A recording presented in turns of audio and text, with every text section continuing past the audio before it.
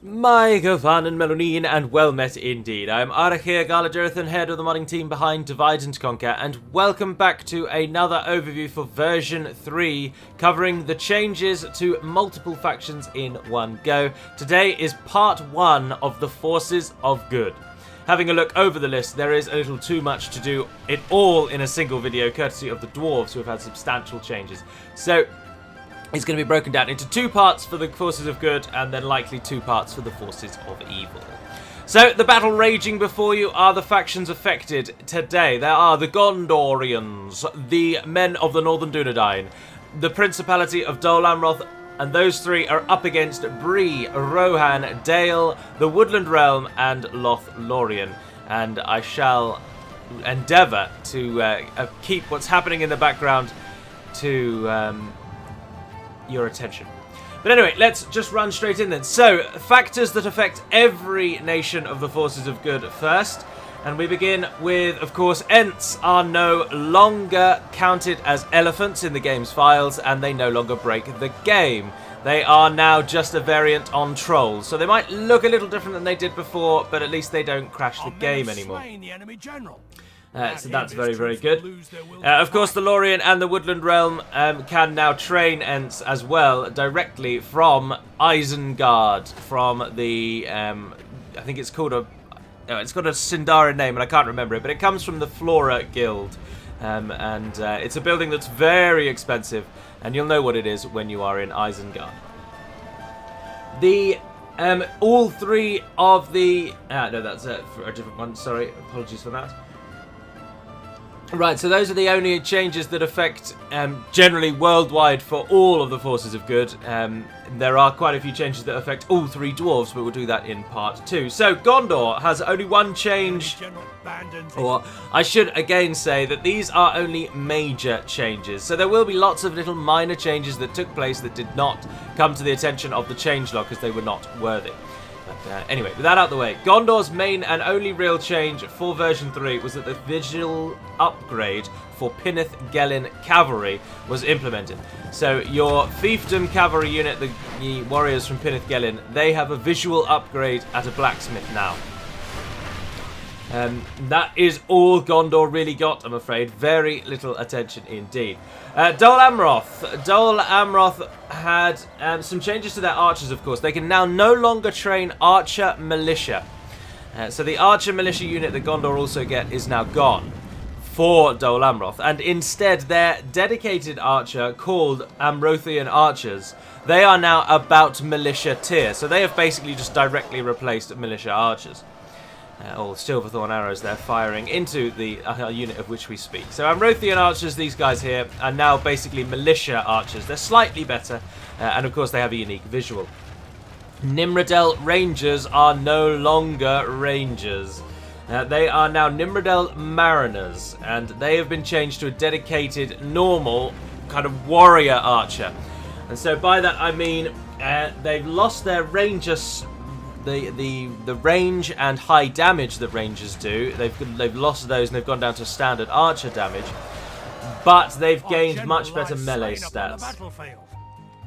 They also now only come after the barracks event, so you'll only be able to get them later on, and they come from the level 2 shipwright, so they do not come from the archery range, they come from the port line of buildings. Oh, there's the Maithorithawar, they look so good. One of my favourite for the Woodland Realm. Anywho, Dol Amroth archers, of course, now no longer come from the level 2 archery range, because they are now a level 1 archer, so they come from the number 1. They come from level 1. Gobel Tolfalas's battle map was also edited slightly to make it a little more user-friendly, and there was a bridge added to near the plaza. So it's just a little easier to defend and attack Gobel Tolfalas. Itheland now uses the ruined Elven city battle map that Osin Ethel has, but it does remain a large city, or an Elven city on the campaign map. So it's a city when you capture it, but the battle map until it is upgraded is a ruined Elven town, which is pretty cool. Minas Ithil Guardians. Just to put rest to the DaC multiplayer video, the Minas Ithil Guardians will not be cut from the game in future versions. They are going to be edited. So do bear that in mind. Right, we move on to the Northern Dunedain then, who are knocking around here somewhere. Let's find them. They're over here, I think. Beyond the forces of Dol Amroth. Looks like they are getting absolutely hounded. But here they are, the men of the Northern Dunedain. Aragorn's Grey Company bodyguard now use a larger variety of weapons and not just a sword and a shield for everyone, which is good. The battlefield banner for the Northern Dunedain has been redone. You can see it there in all its glory. It is now a more streamlined triangle rather than a large square banner like Bree have whenever we go over and look at Bree. So a nice new banner for the Northern Dunedain. The Dunedain Garrison Units, so the one that spawns when you attack a town or are defending a town, they have a new design both in their base look and their upgraded look. They are also now swordmen instead of spearmen, and so that's something to look out for if you attack or defend a Northern Dunedain town, which is cool. Cardolan swordmen were cut from the game. This is one of the bigger ones. And instead, the Cardolan archers were renamed to Cardolan Sentinels, and they now perform a dual melee and archer role. So, essentially, the Cardolan archers and Cardolan swordmen were combined into a single unit called Cardolan Sentinels. And they are now available where all of the Cardolan units are available from.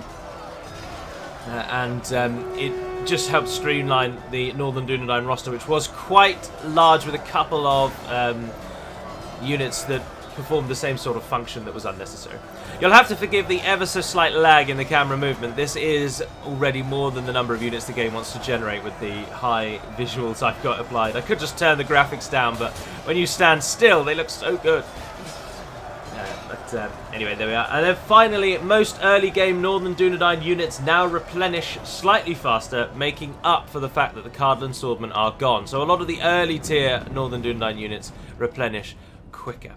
Something else that did not make the changelog, and that's probably my failing, but it comes to my mind right now because we know we did it, is that also all Northern Dunedain units, so anything that's got Dunedain in the name or anything that has Old Arnorian or Arthedain motifs, they can now be retrained outside of the Northern Dunedain's core homelands, but you need very high culture to do so. So if you have 75% Dunedain culture outside of a Dunedain homeland region, you can retrain them.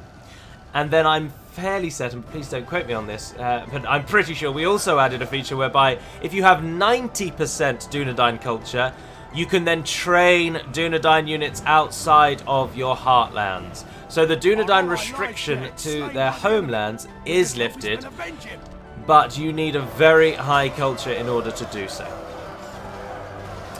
Okay, so those are the Northern Dunedain. Now we move on to the forces and the Kingdom of Dale. Only a single change for them, and I didn't even select the unit, which is folly. But the Iwothiadar Horse Guards are now a bow and arrow unit before they then whap out their spears. If you will pardon the parlance, no pun intended. The Iwothiadar Horse Guards, they're just cavalry archers now before they are a dedicated spear unit. But do note they still retain their excellent strength in melee, but they are just cavalry archers first. Rohan have also been edited and adapted a bit. You will have seen Rohan knocking around here and there. And here we are with Rohan in the back. Guards of Meduseld. All Rohan cavalry units now have the maximum stamina level, regardless of their tier, reflecting, of course, their excellent cavalry.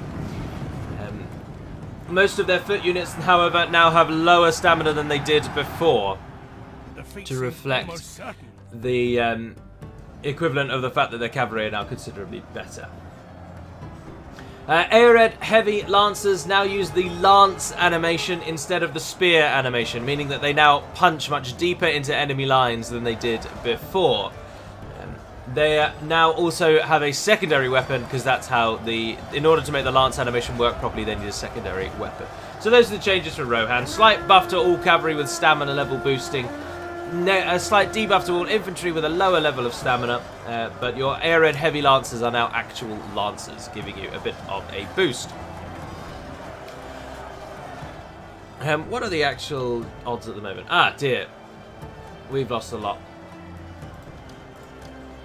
That's right, we'll continue.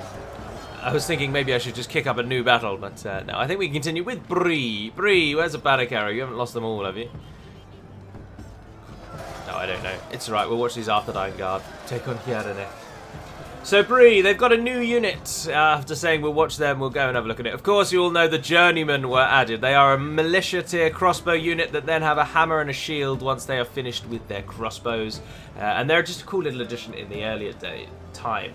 They also have another new unit called Merchant Infantry, but I don't know if any are still existing on the field. And they are a combination, a kind of stat combination of Greenway Guards and Merchant Swordmen. So they have very high armor stat, but not a great defensive stat. And they now have a two-handed kind of hammer-axe combination thing. I can't remember its official name. But they're a heavily armoured post-barracks event unit with a two-handed pole hammer. That's the name. It's a pole hammer. They look very, very cool in battle, but as I say, I don't think we've got any here, which is a shame. Shire Militia unit were cut from the game altogether, and Hobbitry in Arms were also cut from the game. So the Hobbit units went from 5 overall to only 3 now. Or 4, sorry, to 2. Not 5 to 3, 4 to 2. So Bandobras archers now are slightly better in melee, and they have a shield when they finish with their bows, because they are now basically the militia and the Bandobras archers combined into one. They also upgrade to have the Shire Militia design when they upgrade at a blacksmith. Are we still fighting on though, at least? Oh no, even our trebuchets have gone.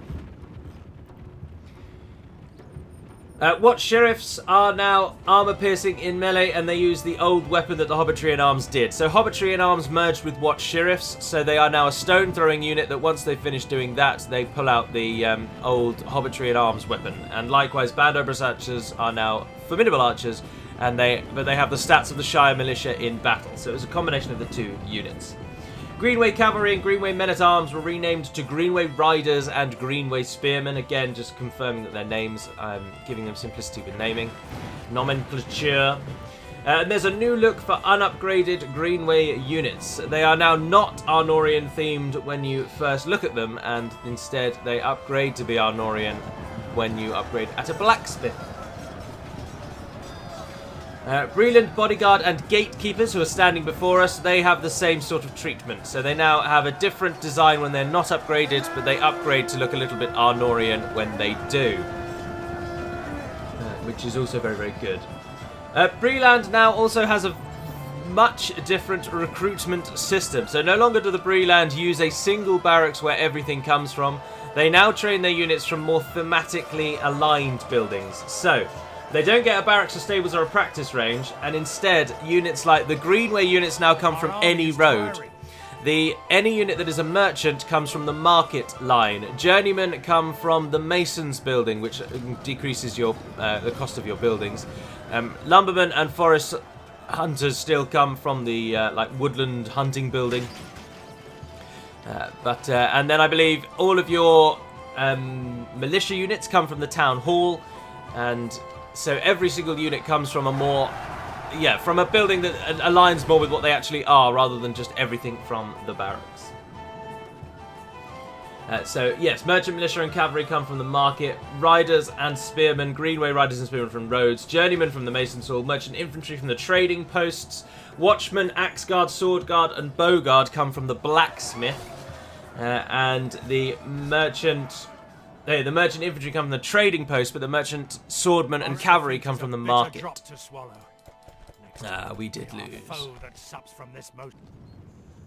Okay, so carrying on, and just to recap some of those visual changes, because as an idiot I did not go over them. So these are the Arid heavy lancers from Rohan, and now, as you can see, they have a full lance instead of a spear. So they have a bit more of a reclined look as they charge across the battlefield. That's just what happens when you give them a lance. So when they arrive in battle, they'll get their lance bonus, and then they will whip out a sword. For Dol Amroth, these are Dol Amroth's now Nimrodel Mariners. So they're the same visuals as the old, when they were Nimrodel Rangers, but they now just have a shield, and chainmail is a bit more common throughout. And of course those are Amrothian archers standing next to them, all firing in slow-mo, very much against their will. And moving over to the next, then we come to the Kingdom of Gondor. And there you can see in first hand, upgraded Pinnith Gelin Cavalry. They just get a little bit more visually buffed, enhanced. They now look a lot more like they're going to do some real serious damage on the battlefield. They look very, very cool, although where is one that is not upgraded? There we are. So quite a difference from the upgrade. You can see they have just very, very plain design at first, but then they upgrade to have the pauldron on their right shoulder, and some of them then have breastplates. So quite a change, but looking damn good if I don't say so myself, even though I did not create them. Of course, Hummingbird did. And then over to the Breland then. So the unit that I was discussing, first of all, let's look at the upgrade for Gatekeepers, for example. So these are unupgraded Gatekeepers. They have just the standard Breland design. So green and orange colours alternating, and then they upgrade to look a little bit more Arnorian with the breastplates and large pauldrons. But they keep the Gatekeepers have the helmet that the merchants get, reflecting a little bit of Breland's independence. This is what Greenway Spearmen now look like before they upgrade, so very, very simple indeed. Again, just keeping with your militia-style units, and then they upgrade to wear a bigger breastplate, chainmail, and they get the Arnorian shields. These are the merchant infantry with their pole hammers, looking very Dark Souls-esque, but I think looking very, very cool, and fitting with Bree very, very well, because Bree is very much a sort of medievally faction. But anyway, there we are. So those are the pole hammer wielding warriors.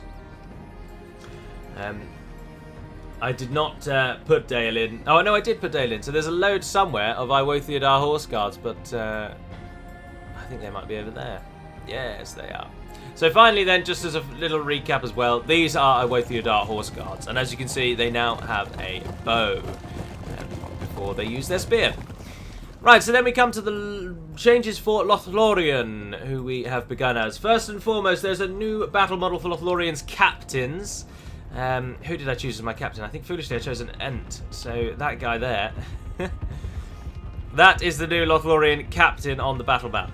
So not general, just captain, and he's got a more intricate kind of tabardy thing going on. There are the Ents, of course. There's a new visual upgrade for Lothlorien Scouts and Galathrim March Wardens. So, Lothlorien Scouts are knocking around somewhere. Oh, I've chosen Lancers. But I think I meant to choose... I think I've chosen the wrong one. But anyway, these are Lothlorien Lancers upgraded with their kind of fish mail armour. Armour representing the scales of fishes, and that is what they look like before they upgrade, where they're more of a tabard, or more of just basically a normal clothing over a bit of chainmail, and they upgrade to the more fish scale like armoured defence. And Galathrim March Wardens, who are knocking around at the back here, they also have a visual change. So this is what they look like before they upgrade, the same style that they used to have before, with just a kind of leather look with the grey clothing over the top, and then they upgrade to have more chainmail throughout, this more intricate design that the captain now also has, and a few of them now wear helmets. So only a minor one really, but a change nevertheless. No, Lorien Lancers indeed did change. I was supposed to show those. So Lorien Lancers have a new look, of course, and Sentinels of Keren Amroth and Yavanna's Chosen. Yavanna's Chosen are in the back here. So that design now is used for Sentinels of Keren Amroth and Yavanna's Chosen as well. So the Lorien Lancers, Sentinels and Yavanna's are all thematically look the same, or follow the same theme. Thematically, it's not used right there. Yavanna's Chosen now are dedicated halberdiers. They are no longer, I think they were pikes before, but now they are dedicated halberdiers. So they're now armor piercing, not as great as pikes were before them, because they no longer get the pike buff, but they, oh, I didn't need to do that, just press that button. But they now are armor piercing, as I say, so it's up to yourselves if you think that's an improvement or not. And a couple of points about Caras Galadhon. The height of the walls on the battle map have been increased, so the battle map walls now look a little bit more realistic, and there's improved performance within the actual battle map of Caras Galadhon itself, so it should be a little more user-friendly. And flickering trees in any battle map in Lothlorien has been resolved. So now you can fight in Lothlorien and rest assured that your trees aren't going to flick in and out of existence, or more yet, Or worse yet, induce an epileptic fit. So that is an excellent one. And then finally, for the part 1 of the changes to good, we come to the Woodland realm. They have got a score of new visuals. No, they haven't, because the score is 20. They have got 4 new visuals. The Elder Pathfinders, who are a cavalry unit. Where on earth have they gone off to? Well, they've gone off somewhere. It's gone off. They must be roaming somewhere. No, don't know. But, well, we'll come back to them then. So, new visual upgrade for Woodland Sentinels. So, Woodland Sentinels, who are their basic archer unit, they have been given a visual upgrade. So, this is what they look like before they upgrade. And, oh, it was the Pinnith Cavalry they're chasing away there. And I can't find them. This is proving to be folly, isn't it? Maybe they were killed. Or maybe they're standing over there. Right, sorry, apologies for the little bit of jarring there. So there's the upgrade. Let's slow it down again. If you hold the shift key, this is how you do that, by the way. So, Woodland Sentinels upgrade to get this kind of brown lamella. Oh, that's probably not what it's called. Again, I would describe it as fish scale armor, because it looks like fish's scales. But, so they upgrade to look like that, which is in keeping with the Maithur Ithewar, who are not chosen this time, but you saw from the last one with that brown kind of design. The enemy are badly bloodied. They have lost half their men. That design is also given as standard to the Elder Council, so you can see there. They've also got little leather pauldrons as well. So the Elder Council no longer have their more kind of colourful vibe. They are now dedicated visually with other units of the same tier. Hin E Dawa also now have a new look, and they look a little bit more Ranger-esque. The kind of more kingly. They had a very noble design pre-version 3, and that's kind of been stripped from them. And they now look more like ambush warriors who are excellent archers. That's a very good indeed. So new looks for those, and then if we can chase them down, the Elder Pathfinders also now have that brown design as well. So all of your kind of tier 2 units now follow this fish scale design, which I think is kind of inspired by the Hobbit film. But that, then, is it. Those are the first set of changes. In the second part for the Forces of Good, we will cover the 3 Dwarven nations, the Vale of the Anduin, and Enid Wythe, who I have grouped in the Forces of Good. And that is it. If a nation of good does not appear, therefore, in this listing or in part 2, it does not have any significant changes worthy of remembrance. Worthy to discuss. This will be significantly noted for the evil factions, because not many evil factions have been changed at all. So I do hope this video has not been too jarring. Please do come forth and say if it has. Obviously it's difficult to try and show engaging combat while it's also at the same time discussing. But I hope I've given it a damn good try. But anyway, there we are. That's the end. Part 1, Forces of Good, version 3, major changes. And until we speak again, dear friends, Navair Naden Pedimad Melonin, and farewell.